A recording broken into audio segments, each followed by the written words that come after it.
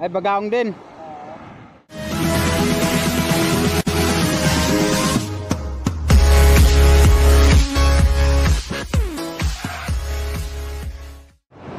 Natin mga katropa, may huli itong mga nag-fishing natin sa talpukan.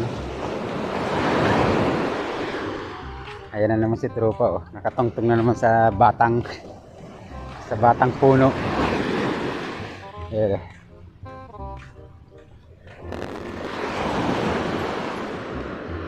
Parang yung pain nito pang ulam na. Ayan yung pain niya mga katropa, oh.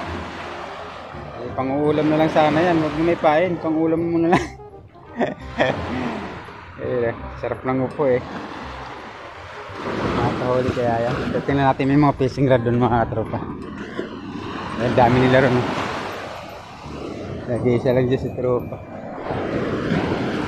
Sarap pa si mga Will, sira lang yung aking fishing rod. Kasi ano, na-lustrid na yung kanyang gear sa loob. Natin. Huli na itong mga atak. Dami nila oh. Wow.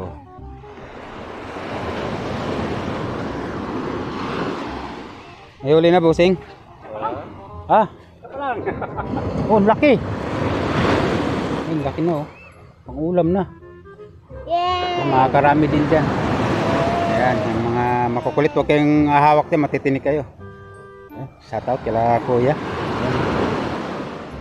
Dami pala nila rito.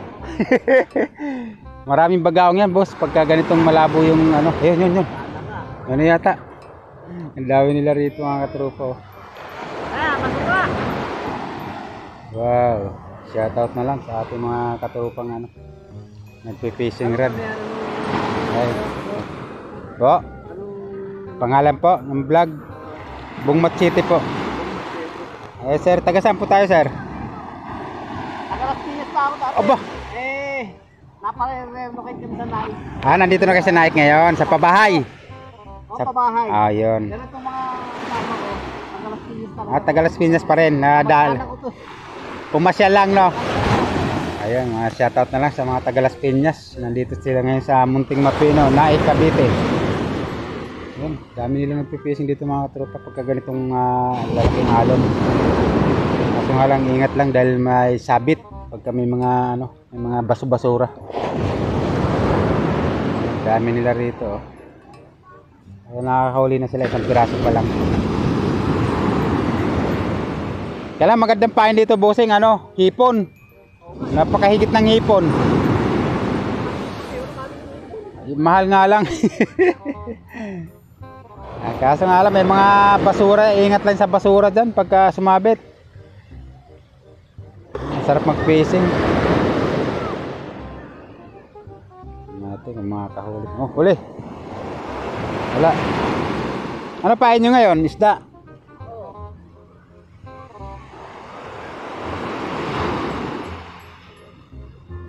Pero yung mga katropa natin dito mga katropa, yung kawayan lang yung gamit, nandun sila sa puno, ayun oh. Mas maano sila dyan dahil yung puno na tinatungtungan nila eh mismo na sa gitna ano no, malalim. Kaya talaga nakakahuli talaga sila. Tingnan natin kung sino ang unang makakahuli dito sa mga to. Kaya nakahanay sila. Unahan na lang kung sino makahuli. Lawlaw pala yung pain nila mga tropa na ginayat. Pero maano rin yan. Kaso nga lang mas maano talaga pagkahipon sana o kaya pusit.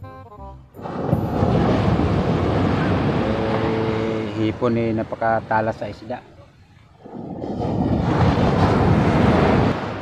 Si tropa, ang sarap ng pwesto. Kisigan mo. Si tropa lumusong na yan oh. Lumusong na para mas nakakahuli. Lumusog na eh oh. Yun. Kasi di na sa mga kapwisto rin eh, dalawa na sila rin sa puno. Dami rin din oh. Ay! Ang dami na rin. Pakisigan na lang kung sino makahuli. May huli na si tropa. Ayun, di natin nakuhaan. Ayun, nakaswerte. Ayun. Kabang yata yung huli niya, kabang. Ayun, kahuli rin sa awa ng Diyos. Ay, bagaong din. Ano na? Ah, bagaong din. Ayos na, dalawa na. Nice. Pangulam na. Ayan. Dalawa na. Ayan, malaki isa oh. Tagal lang tagal mga kahuli rito. Ingat lang bossing, matalas yung hasang yan. Dapat ano, ayan, may guwantes. Lunok pa ata. Di naman. Ayan, oh. Huli. Maraming ano dyan. Tsagain lang talaga. Baka masabitan kayo mga bata. Nakahuli na si kuya. Ayos. Rin pala to. Yun lang yata. Hindi mo lang magsabi. Nakahuli na rin eh. Shout out. Pang-ulam na. Yes. Dadagdagan pa. Oo. Tsagain lang yan mga katropa. Ano pa mo? Yung bugay. Ah, bugay. Mas mahigit yan. Yun. Dalawang kawan. Ayos yan, no? Ayos na. Mga karami yan, tino ah. Paramihan na lang itong mga to kung sinong ano, makakahuli. Shoutout na lang sa ating mga katropa, yun, no? Sarap. Nakaka-addict talaga mga will mga katropa. Kaso nga lang wala yung aking fishing rod, sira na. Ang dami nila rito ngayon. Marami rin kasi naliligo rin sa may banda ron. Dito sila nasa medyo malayo sa beach.